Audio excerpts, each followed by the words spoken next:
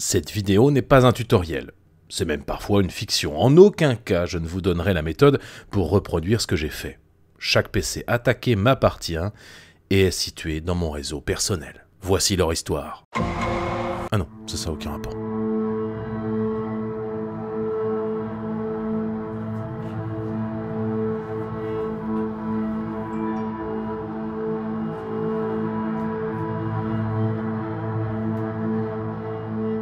Rappelez-vous, la semaine dernière, je faisais une vidéo pour récupérer l'accès à un PC Windows 10 ou 11 dont on aurait perdu le mot de passe.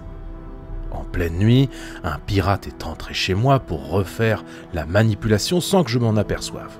Il connaît donc un compte administrateur et peut s'attaquer à mes données. Enfin, ça c'est ce qu'il croit, parce que j'ai tout préparé pour qu'il ne puisse rien faire, et c'est bien de protection dont je vais vous parler aujourd'hui. La première méthode des pirates est aussi la plus évidente. Faire une manipulation directement avec un ordinateur, par exemple avec une clé USB. Une fois qu'on a retrouvé le mot de passe, comme je vous ai fait voir la semaine dernière, on est directement sur un PC et donc potentiellement sur le réseau de la victime. En faisant cette manipulation, un pirate peut tout à fait aussi intégrer un petit logiciel qui lui donnera la main à distance plus tard chez lui. Une fois une porte dérobée installée, le pirate a effectué tout un tas de manipulations. Par exemple, il a désactivé l'antivirus et le pare-feu, il a effacé le journal d'événements pour que je ne puisse pas retrouver sa trace, il a aussi récupéré des fichiers très importants comme l'ensemble de ma comptabilité, la comptabilité de Salut et Noob et une vidéo ultra compromettante que j'avais laissée sur le PC. Oh, tu sais, moi YouTube, je fais un peu ça pour la thune, hein. Faut se le dire, hein. Puis l'informatique, ça me passionne pas tant que ça. Je veux dire, faire des vidéos pour des gens qui s'abonnent même pas quand on leur dit cliquer sur le petit bouton s'abonner. C'est quand même pas compliqué, quoi. Voilà, donc... Hey, qu'est-ce que tu... Attends. Pour se protéger de cette méthode d'accès direct sur un ordinateur, eh bien, tout simplement, n'ouvrez pas la porte de votre local serveur en entreprise et ne laissez pas n'importe qui toucher votre ordinateur chez vous. Il faut se méfier du coup des clés USB que vous pouvez éventuellement trouver par terre. Cette attaque reste rare et compliquée.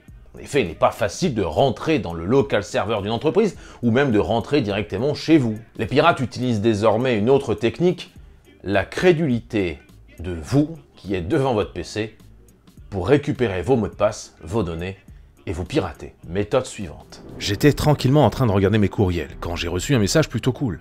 Ma banque avait oublié de me verser des dividendes sur mes actions. Au départ, je n'ai pas trop réfléchi en fait. Je ne vais pas en bourse, mais si la banque m'envoie un courriel, c'est certainement pour une bonne raison. Je suis donc allé sur le site de ma banque et j'ai rentré mes informations. Bizarrement, quand j'ai rentré mes informations, le site a planté. Le site était en maintenance. Pas grave, je réessayerai plus tard. Elle est là l'erreur. Plutôt que d'essayer de rentrer chez vous, ce qui peut être un peu compliqué, vous l'imaginez bien, les pirates vont vous proposer de leur donner vous-même toutes les informations de connexion, mot de passe et login. C'est ce qu'on appelle le phishing. Le phishing, ça vient aussi de l'anglais, fish, un poisson. En gros, on vous envoie un hameçon avec un petit asticot dessus et vous, comme un poisson, un peu nanar, vous allez manger ce petit asticot sans faire gaffe qu'il était accroché à un hameçon. En gros, quand j'ai cliqué et que j'ai mis mes informations, j'ai envoyé toutes ces informations, non pas à ma banque, mais à des pirates. Je me suis fait hameçonner en français. Pour se prémunir contre ces risques, une astuce toute bête, quand vous le pouvez, activez la double authentification. L'authentification à double facteur, ça marche aussi. Par exemple, quand je me connecte sur ma banque, je dois mettre un mot de passe. Ça, tout le monde est d'accord. Mais je dois aussi envoyer un petit code à usage unique de quelques caractères qui m'est envoyé par SMS. C'est l'authentification à double facteur. Il faut mettre deux éléments, le mot de passe et un autre petit code à usage unique pour se connecter. Avec tout ce qui peut vous être envoyé par email ou par un réseau social, vérifiez toujours l'adresse email par exemple de l'expéditeur. Soyez vigilant avec le phishing. Tout ça n'est rien face à une attaque que j'ai encore une fois subie dans la même semaine. Oui, à un moment donné, vous allez comprendre que c'est de la fiction. Une attaque de grande ampleur par Internet. J'étais en train de travailler sur mon PC. Fatigué, j'ai décidé d'aller me coucher en laissant l'ordinateur allumé. J'étais loin d'imaginer qu'un pirate allait rentrer sur mon ordinateur par une faille d'un de mes logiciels. Là, c'est le pire, le clou du spectacle si je puis dire, car je ne m'en suis pas aperçu tout de suite. Alors cette méthode de récupération de mot de passe est extrêmement violente parce qu'on ne s'en aperçoit pas tout de suite. Sur l'ordinateur que j'avais utilisé pour retrouver les mots de passe Windows 10 la semaine dernière, je crois que j'ai dû télécharger un logiciel malveillant ou que je n'ai pas dû faire toutes les mises à jour de sécurité. Toujours est-il qu'un pirate, ou je ne sais pas, a réussi à avoir accès à cet ordinateur. Il a récupéré l'ensemble des mots de passe Windows, mais aussi mes mots de passe de navigateur, par exemple Firefox. Du coup, il connaît mes mots de passe Twitter, Xbox Game Live, Discord, YouTube, tout ce que vous voulez. Si je me suis fait avoir sur cet ordinateur via un Trojan, alors, je vous explique, un Trojan, ça vient du cheval de Troie. Cela fait référence à la mythologie et à l'Odyssée d'Homère. Les Grecs voulaient prendre la ville de Troie. Cela fait plusieurs années qu'ils étaient en siège devant les portes du château de Troie et ils n'arrivaient pas à rentrer. Pour faire avancer une situation qui s'était enlisée, ils eurent l'idée d'offrir un merveilleux cheval, le cheval de Troie, fait de bois. Le cheval, bien sûr, était de plusieurs mètres de hauteur. Les Troyens acceptèrent et firent la fête pour fêter ce magnifique cadeau des Grecs. Une fois la nuit tombée, les Troyens endormis, les Grecs qui s'étaient cachés dans ce magnifique cheval à bois creux sortirent de leur cachette et sont allés tout simplement ouvrir les portes pour que l'armée totale rentre dans Troie. Eh bien c'est pareil avec l'informatique. Quand on vous offre un logiciel gratuit, parfois, je ne dis pas que c'est tout le temps, calmez-vous, se cache à l'intérieur un petit Trojan, un petit cheval de Troie qui va vous faire croire que vous avez gagné un magnifique logiciel qui est génial, alors qu'en fait le seul but c'était que vous l'installiez et que sans que vous vous en aperceviez, ça ouvre une porte pour des pirates à l'autre bout du monde. Après, j'ai aussi pu me faire avoir par une faille de sécurité. Une faille de sécurité, c'est tout simple. C'est quand un logiciel, Windows, ou même un jeu vidéo, ou même un programme de comptabilité par exemple, a un bug qui permet à un pirate d'exploiter ce bug, donc cette faille de sécurité. Les éditeurs de logiciels sortent très souvent des mises à jour qui corrigent ces bugs. Mais si vous ne faites pas les mises à jour, bah votre bug ne sera pas corrigé. C'est peut-être ce qui m'est arrivé. Toujours est-il que sur mon ordinateur, le pirate a lancé un programme qui décryptait mes mots de passe. Il existe en gros deux méthodes pour hacker des mots de passe, l'attaque par dictionnaire et l'attaque de type brute force. Un dictionnaire, c'est un ensemble de mots de passe qui sont récupérés ou saisis dans un fichier texte. Le programme va ensuite tester les mots de passe du dictionnaire un à un pour trouver le bon. Ainsi, 1, 2, 3, 4, 5, 6, password, QWERTY, admin ou encore ABC 1, 2, 3 font partie des mots de passe les plus utilisés actuellement. Le brute force est une attaque qui va tester toutes les combinaisons possibles une par une. Au début, ça va tester les mots de passe d'un seul caractère en minuscule, puis majuscule avec des chiffres ou encore avec des caractères spéciaux. En gros, ça va tester A, B, C jusqu'à 9, et puis A, B, A, C jusqu'à A9. J'avais créé 10 comptes sur cet ordinateur portable. Un compte 1 caractère avec 1 caractère, un compte appelé 2 caractères avec 2 caractères dans le mot de passe, vous m'avez compris. J'ai lancé un logiciel dont je tairai le nom, bien sûr.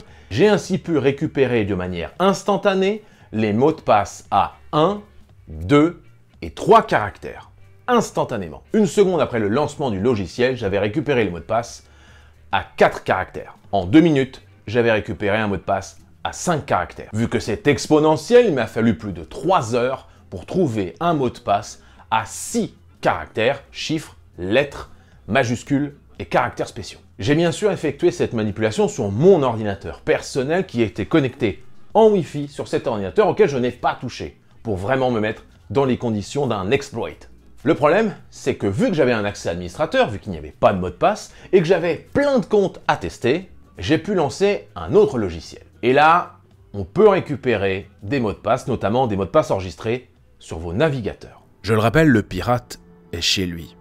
Il masque son identité numérique en utilisant un VPN. Sans que je le sache, le pirate a démarré un logiciel que l'on peut trouver en 5 secondes sur Google. Cela affiche l'ensemble des comptes et mots de passe enregistrés dans un navigateur. J'ai tenté de lancer moi-même ce logiciel et même si je vais flouter les résultats et le nom du logiciel, regardez la facilité avec laquelle je récupère l'ensemble des mots de passe, par exemple de Firefox, sur mon PC. Alors comment se prémunir de tout ça? Pour les logiciels de type cheval de Troie, ne cliquez pas partout, ne téléchargez pas des logiciels, des jeux vidéo ou même des films de manière illégale sans connaître bien sûr la source. Parfois, ces logiciels ou ces programmes ou ces vidéos intègrent à l'intérieur des petits programmes malveillants. Pour les failles de sécurité, mettez un simple antivirus. Il y en a intégré dans Windows 10, même dans Windows 11, qui s'appelle Windows Defender. En revanche, ceux qui vous disent qu'un antivirus c'est inutile, ce sont des connes.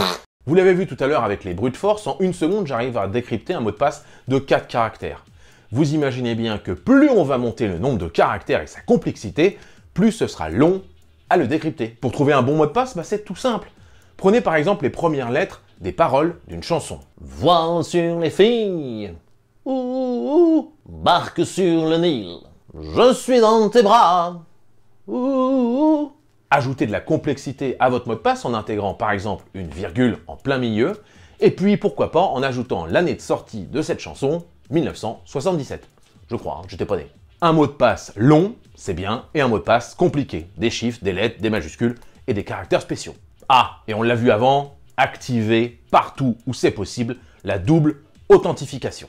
Enfin, faites vos mises à jour Windows. Faites vos mises à jour d'antivirus et faites vos mises à jour de logiciels métiers éventuellement intégrés sur votre PC. Merci à vous d'avoir regardé cette vidéo. Je sais que YouTube bloque pas mal de contenu en rapport avec la cybersécurité, même quand c'est à but éducatif. J'espère donc ne pas me faire striker, au pire démonétiser, mais ça va encore. Moi je vous dis à très bientôt, dimanche 12 h pour une prochaine vidéo, et salut, bande de noobs.